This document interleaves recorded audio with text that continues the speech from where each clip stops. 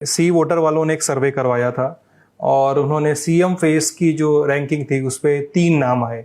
वरीयता क्रम में कहें सबसे ऊपर तेजस्वी, नीतीश जो थे वो तीसरे नंबर पे थे और प्रशांत किशोर दूसरे नंबर पे थे।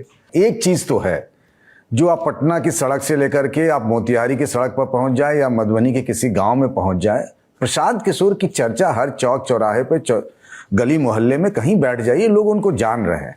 जो शुरुआत में उनके बारे में कहा जाता है कि टिकेंगे नहीं, चले जाएंगे, तो जो चंपारण की भितियरवा से उन्होंने अपनी शुरुआत की, अब लगातार 3 साल तक खुद ही कहते हैं कि 5000 गांवों में हमने पदयात्रा की है, लगातार डटे हुए।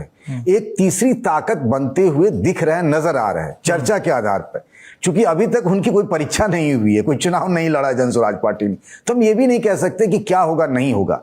लेकिन हाँ, एक जो आई बॉल्स के हिसाब से देखें और जो चौक चौराहे पे बातचीत होती है, प्रशांत किशोर एक ताकत बनकर नजर आ रहे हैं, इसमें कोई दो राय नहीं। मैं आपको ऐसी कई सारी कहानियां बता सकता हूं कि फलाने आईएएस के या फलाने डॉक्टर के, फलाने पढ़े लिखे लोग के, उनके छोटे भाई या किसी के नाते रिश्तेदार इन दिनों पिछले काफी समय से पटना में प्रशांत किशोर के लिए जोर आजमाइश कर रहे हैं। लेकिन प्रशांत किशोर के आसपास अगर किशोर कुमार मुन्ना जैसे 2-4 अपवाद को छोड़ दें तो कोई बहुत बड़ा जो पिछले कई सालों से पॉलिटिक्स में हो, रवा हो चुका हो, खपा हुआ हो, इस तरह के नेताओं की भीड़ मुझे नजर नहीं आती। उनके आसपास प्रोफेशनल्स दिखते, बिल्कुल कॉर्पोरेट स्टाइल में उनके सारे कार्यक्रम होते हैं, आपको उस तरीके से उनकी इमेजेस वगैरह आती दिखेगी। ये जो आप सर्वे कह रहे हैं सी वोटर के, जिसमें तेजस्वी यादव सबसे पहले नंबर पे, उसमें कोई चौंकाने वाली बात मुझे नहीं नजर आ रही है। लेकिन दूसरे नंबर पे प्रशांत किशोर का नाम मुझे काफी चौंकाने वाला लगता है कि प्रशांत किशोर एक मुख्यमंत्री चेहरे के तौर पर दूसरे नंबर पर दिखाया जा रहा है। बीजेपी के नेताओं की अगर हम खास तौर से बात करें तो उनको लगता है कि सबसे ज्यादा प्रशांत किशोर के होने से डेंट अगर किसी को है तो वो बीजेपी को लगता है, बीजेपी को लगना है। एजेंडा वो जरूर सेट कर रहे हैं। किसको पता था सम्राट चौधरी के बारे में, अशोक चौधरी के बारे में, मंगल पांडे के बारे में, दिलीप जायसवाल के बारे में, संजय जायसवाल के बारे में।